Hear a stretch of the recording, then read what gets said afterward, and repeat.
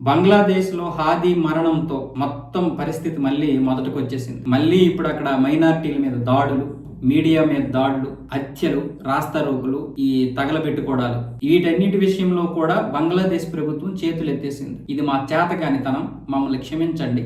చివరికి నా మిత్రులు కూడా కన్నీటితో ఫోన్లు చేస్తే నేను వాళ్ళని రక్షించుకోలేకపోయినట్టు మహమ్మద్ యూనస్ అనుచరుడు, మీడియా సలహాదారు సఫీకుల్ ఆలం జాతికి క్షమాపణలు చెప్తూ రాత్రి జరిగినటువంటి సంఘటనలు నన్ను నేనే ఒక గొయ్యి తీసుకుని కప్పెట్టుకోవాలనిపించింది అంటున్నాడు. మొత్తం మైనార్టీల మీద దాడులనే కాదు, ఈ హదీ చేసినటువంటి ఈ యొక్క రాడికల్ విద్యార్థుల యొక్క కార్యకర్తల యొక్క దాడులు చూసి చూడనట్లు మా ప్రభుత్వం వ్యవహరించింది. నిజం ఒప్పుకుంటున్నాను, మేము ఎందుకు ఏం చేయలేకపోయాం. అన్ని విషయాల్లో చేతులు ఎత్తేసాం, అన్ని విషయాలు కూడా చేజారిపోయాయి, ఎవరిని రక్షించుకోలేనటువంటి పరిస్థితి. అయితే ది డైలీ స్టార్, ప్రోతోమ్ అలోలో ఈ రెండు మీడియా సంస్థల్లో ఉన్నటువంటి దాదాపు ఒక 25 మంది జర్నలిస్టులను మాత్రం కాపాడుకోవడం అనేది ఒక చిన్న ఊరట. ఉదయం 5 గంటలప్పుడు నేను నిద్రపోయాను, అంతవరకు కూడా నాకు నిద్ర పట్టలేదు. నా చేతగానితనంతో నన్ను నేనే చంపుకోవాలనుకున్నాను అంటూ ఇప్పుడు షఫీకుల్ ఆలం చెప్పినటువంటి మాటలు వింటే బంగ్లాదేశ్లో ఏం దరిద్రం జరుగుతుందో, ఎంత దారుణాలు జరుగుతున్నాయో, ప్రభుత్వం ఎంత చేతగానితనంగా ఉందో అర్థం చేసుకోవాలి. మొత్తం ఎప్పుడు కూడా అర్రలమూకలైనా మరి ప్రభుత్వాలు ఏం చేస్తున్నాయి